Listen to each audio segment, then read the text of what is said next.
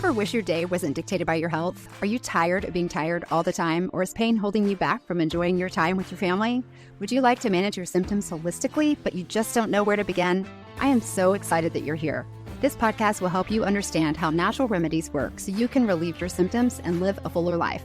My name is Penny. I'm an occupational therapist, past pharmaceutical rep, a mom, and a wife with a strong faith, and for 25 years, I battled through debilitating Crohn's disease. I took all the medicine and did all the surgeries that stole so much time with my family, but never truly healed me.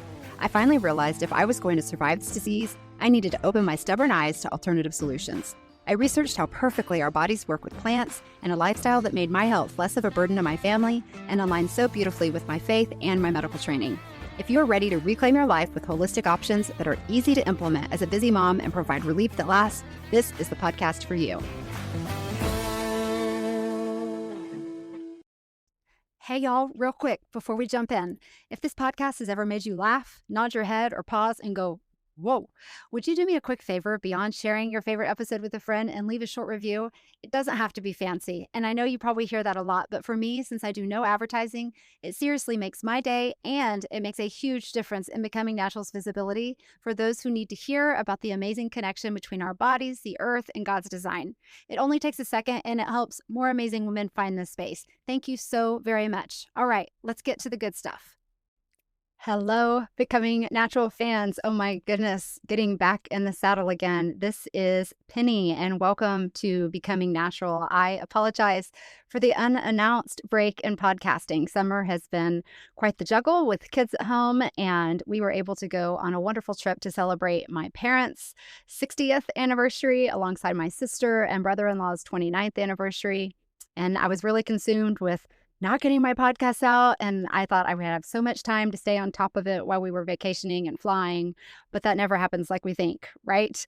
I just had to let go and just allow myself to focus on my family and being in the moment, which actually is practicing what I preach. So I am just so sorry for leaving you in the lurch, but I have some great episodes on deck that I'm really excited about. And I am so excited today to talk about something that every culture, every language, species, everybody understands. It is something as ancient as the Garden of Eden and from the dawn of time. It is sunlight. It is just as healing. So today's episode 40 is Sunlight Healing, how morning light resets your mood and hormones and your faith. How about that? So let's investigate. Have you ever thought about the sun as a healing remedy? It very much is. In more recent years, we have been taught to fear the sun. Sunscreen, shade, and hats are the norm, and sun has become something to hide from. But for the most of human history, it wasn't like that at all. In fact, we've gone from revering the sun to fearing it. And in doing so, I believe we've lost something profound, not just biologically, but spiritually as well. I actually quite love hearing this, as I am fortunate enough to absorb the sun well, but as an adult, I have lived with some regret for never wearing the sunscreen as a child and basking in it for hours on end, be it laying out at the pool or playing tennis almost every day of my life. I was always outside as a kid. So today we're going to talk about why your body craves the sunlight, actually, and how it impacts everything from our hormones and immunity to sleep and mental health, and why it's more than just about vitamin D, and how sunlight, when used wisely, is one of the most powerful and free healing tools that we have. Sunlight is actually a very effective medication. And I know we've touched on this in the past a little bit about sleep and our rhythms and sunscreen. So it's kind of created a curiosity in me in the past to pull together just an episode completely and solely on sunlight. So, as I like to do, let's do a little bit of a dive into history of the sun. You know, we like to think we've got all the answers now with lab tests, biohacks, artificial lighting, but ancient cultures already knew what we're just beginning to relearn, and that is that the sun is life. In ancient Egypt, they worshipped Ra, the sun god, who rose each morning to bring order and warmth to the world. Temples were aligned with solar events. The sun was divine. We know much about that, how things are aligned and things evolve around the solstices. There's so much that we still talk about the sun, so we know that it was very, very important in ancient cultures. The Inca Empire saw Inti, their sun god, as the literal father of their people. They layered temples with gold to reflect and receive sunlight like it was a sacred transmission. India, the Hindu God Surya was honored as the divine eye of consciousness in people practice. If you're familiar with yoga, the sun salutation, bathed in morning light and believed the sun could purify body and mind. Japan, the sun goddess Amaterasu, I hope I said that right, was central to creation itself. The country's name, Nihon, means origin of the sun. Her radiance symbolized vitality and favor. The Greeks and Romans took it even a step further and not only just worshiping the sun, but they used it. Physicians prescribed heliotherapy, which is sunlight, to treat skin disease, joint pain, and even melancholy. Their god, Apollo, was both the god of the sun and the god of medicine. In early Christianity, Jesus was described as the sun, S-U-N, of righteousness, rising with healing in his wings, and churches were actually built facing east to greet the dawn. And in Native American traditions, some of my favorite, the sun was a spiritual guide. The sun dance was a prayer for harmony, healing, and clarity. The sun governed their planting, their harvesting, and seasonal rituals. So across every culture, many, many more, people knew that light gives life, light heals, and light anchors us in our rhythms. They didn't need words like circadian or melatonin. They had the wisdom and they had the experience on their side, and they designed their lives around it.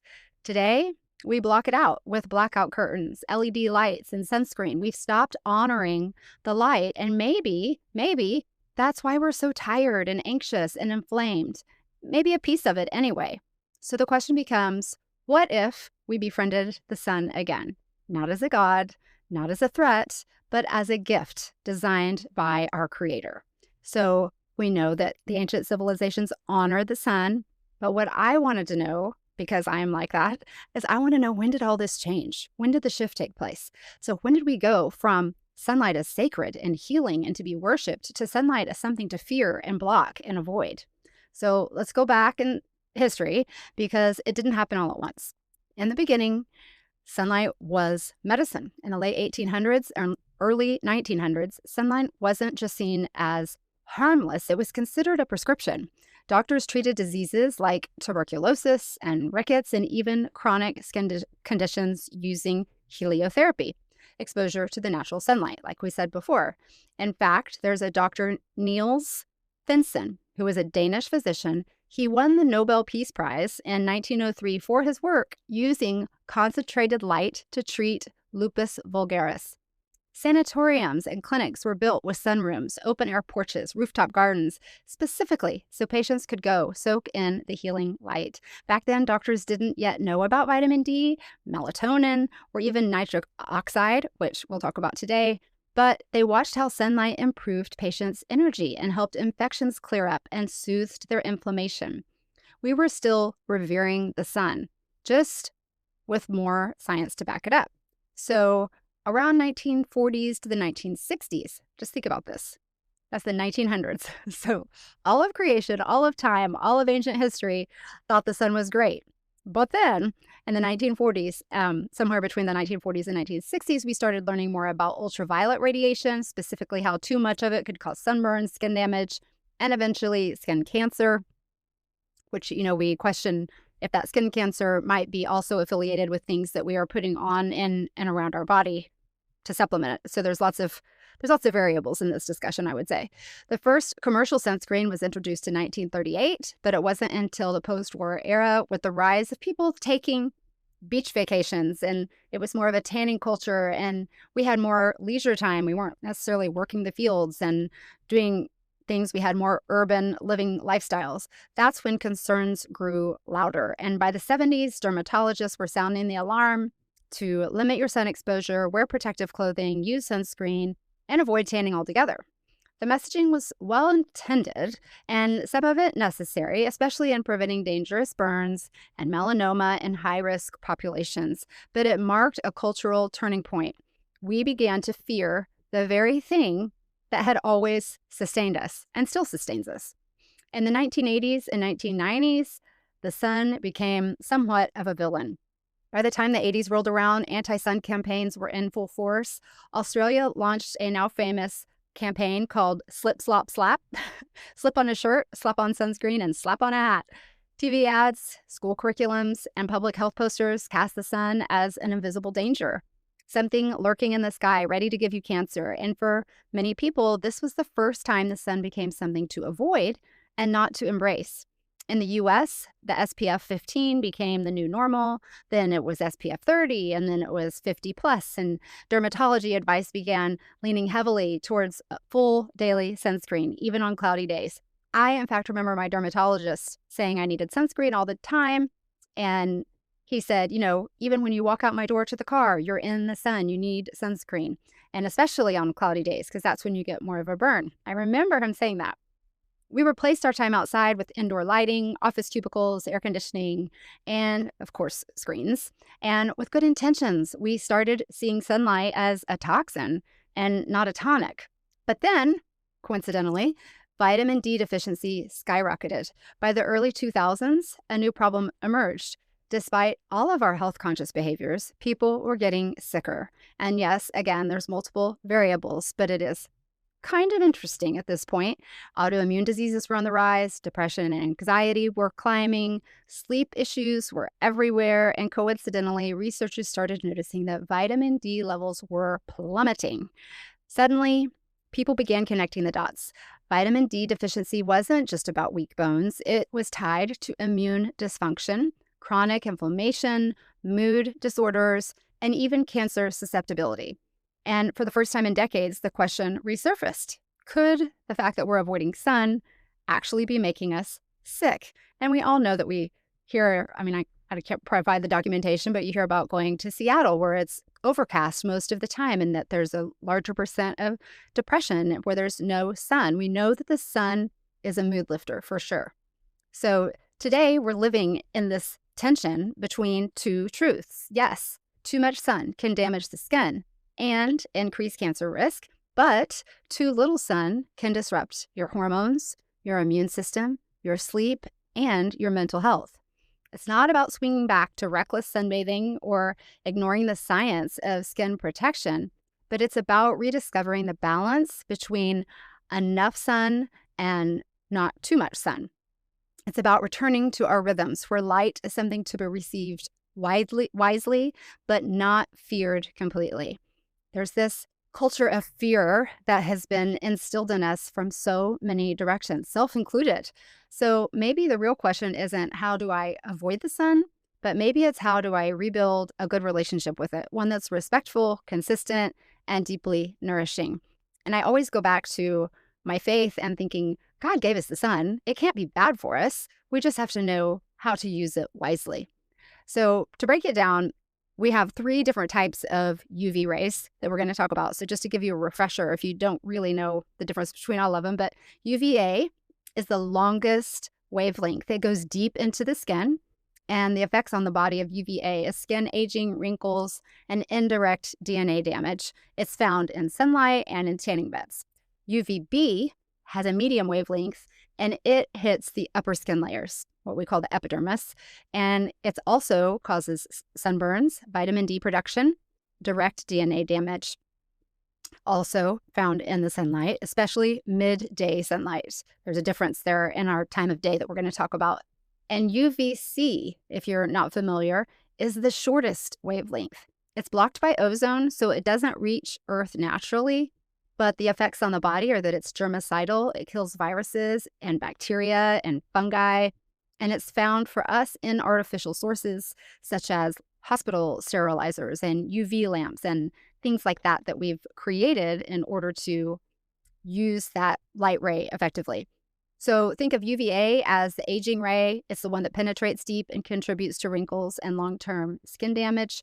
UVB is the burning ray, but it's also the vitamin D ray, very important one that we need to keep the balance of. It just hits the surface of your skin, but that kicks off the whole cascade that we are going to talk about that makes the vitamin D3. And then UVC, that's the strongest, but it never reaches us naturally. It's used in hospital-grade sanitizers because it's powerful enough to kill viruses and bacteria. When sunlight, specifically UVB rays, think B for burn, hits your skin, it also triggers the synthesis or the creation of vitamin D3, also called, long word here, cholecalciferol. It's a cholesterol. So when UVB rays hit your skin, They interact with this cholesterol compound and it starts a chain reaction, which converts it into vitamin D3, which your body then activates through the liver and the kidneys. It's the best way I can think of it is it's kind of like photosynthesis in plants, but it's for humans. So no sun, no vitamin D. Vitamin D isn't just for our bones. It's actually a hormone that influences over 1,000 different genes in our bodies, including those that regulate our immune function, calcium absorption, mood regulation, our blood sugar, cell growth and repair. But here's where it gets more interesting, and this was news to me. Sunlight also releases nitric oxide from your skin.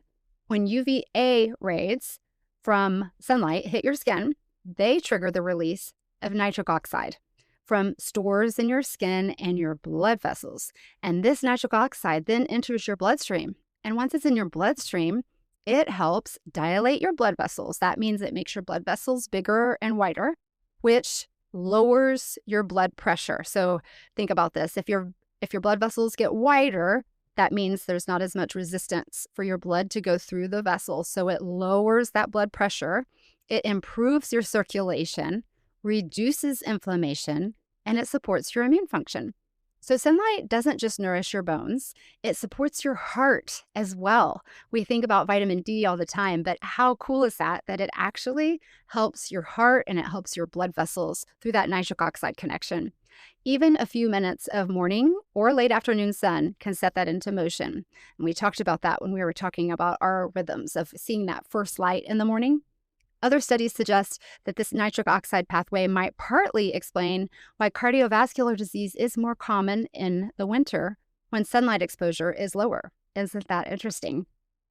And I will actually document these citations at the end, but that was a 2014 study from the Journal of Investigative Dermatology that found that UVA exposure significantly reduced blood pressure, even without changing vitamin D levels.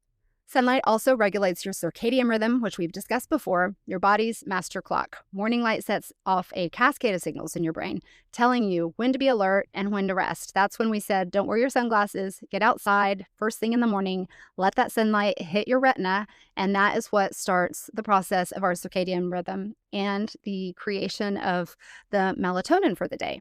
Without it, that clock gets very, very confused, and everything from your hormones to digestion to mood is completely thrown off. You know that feeling when you step into the sun after a long, dark winter, that rush of clarity, calm, or even joy? That is serotonin. Light stimulates serotonin production in your brain, especially in areas related to mood and emotional regulation.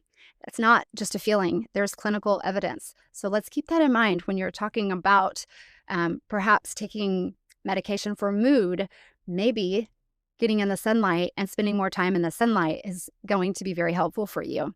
A 2018 study in the Lancet Psychiatry found that people exposed to greater amounts of daytime light had 20 to 30% lower risk of major depressive disorder, anxiety, and bipolar disorder. This is why what we call SAD is seasonal affective disorder is so common in the darker months yet again, and why light therapy is now a legitimate treatment in our hospitals. Do you notice when you're stuck inside for days or weeks because of weather, or if it's been rainy, or if there's been a snowstorm, or maybe even it's too hot outside, you just don't feel as good. You don't have energy, you don't have clarity, you don't have motivation. But if you start going outside in the early morning, just sit on the steps. It's like someone turned the lights back on. Light resets your nervous system. It reminds your brain that you're safe, that it's morning, that life is still happening. So here's a little refresher from my previous episode about sleep loss and something wild. Your sleep actually starts in the morning. Go back and listen to this episode if you haven't heard it before. But here's how. Because when the light hits your retinas, it tells your brain to release cortisol in a healthy amount, which gives you energy and sets a timer, a true body timer for melatonin releasing, which is your sleep hormone. So that melatonin releases and it's on a 12 to 16 hour timer. So that means you start getting tired in 12 to 16 hours. If you miss that morning light, your melatonin production may be delayed, suppressed, or completely off. This is why it is so valuable to live on a predictable schedule. Your body truly needs that predictable schedule. Harvard Health explains that early morning sunlight is critical for regulating your body clock, and that inconsistent light exposure is linked to insomnia, fatigue, and metabolic disorders. Light also impacts other hormones such as your thyroid, estrogen or testosterone, insulin, leptin. Leptin is it's a hormone that is like related to your hunger and your hunger cues, which means if you're struggling with hormone balance, fatigue, or PCOS, start with your light hygiene before jumping to supplements. How amazing would that feel if you can help heal yourself just with sunlight? Sunlight's free. I always hear my husband saying that, like one of his friends has really white skin and they'll be like, dude, the sunlight's free. It may sound crazy to us now because we have been trained to rush to the pharmacy for every little thing, every little deficiency that we have. But in Genesis, God didn't create the sun as something to be worshiped, but as something to serve us. It was designed to separate light from darkness, to govern time, and to sustain life on earth. The rhythms of light and dark aren't just physical, they're spiritual. And God saw that light was good. The sun was made to rule the day and to govern the rhythms of days, seasons, and years. Everything is tied to the sun, and a strong tie to how sunlight drives circadian biology, plant growth, and life cycles. Everything is connected to the sun. Vitamin D made from sunlight also plays a huge role in immune regulation. It helps your body identify and destroy pathogens while also preventing overactive immune responses. Think all of those, self-included, with autoimmune issues. In Frontiers in Immunology in 2019, they found that vitamin D modulates the cytokine production and supports immune surveillance, lowering the risk of respiratory infections and autoimmune flare-ups. But sunlight's benefits go beyond vitamin D. UV rays trigger that nitric oxide, like I mentioned earlier, which has antimicrobial effects. UV rays trigger the T cells, which calm inflammation, and it triggers improved skin barrier function. Historically, people treated with that heliotherapy or sunlight exposure for conditions like tuberculosis, rickets, eczema, psoriasis, and it worked. It's documented. In fact, many dermatology clinics still use phototherapy for skin conditions today, and it's not all because of vitamin D. Life itself is healing. I actually had a dermatologist in college that used this like light ray that he would put my face under, and that's probably what it was. I had no idea what he was doing. But something else we don't talk about enough. Sunlight is a natural sanitizer. Before chemical disinfectants and antibiotics, even before indoor plumbing, sunlight was used to kill bacteria, fungi, and viruses. We talked about this just in the last episode with being antimicrobial. Hospitals in the early 1900s used sunlit wards to reduce infection rates. Sheets were hung outside to dry, not just for the fresh smell, but because UV rays naturally destroy the pathogens on fabrics and on a variety of surfaces. Ultraviolet, UVC, and UVB light is well documented in medical literature as having germicidal effects. There was a study in Scientific Reports in 2019 that found that UV light exposure significantly reduced airborne and surface bacteria, even the resistant strains. So even today, UV light is used in water purification systems, air sterilizers in the hospitals, disinfection of surgical tools, food preparation surfaces. I know we had a UV light for our pool in Houston. Instead of having to use so much chlorine, we actually had a UV light cleaner, which helped clean the water. And while most of these use a concentrated artificial UVC light, natural sunlight still has broad spectrum, meaning wide uses of antimicrobial effects, especially in environments with open air and consistent exposure.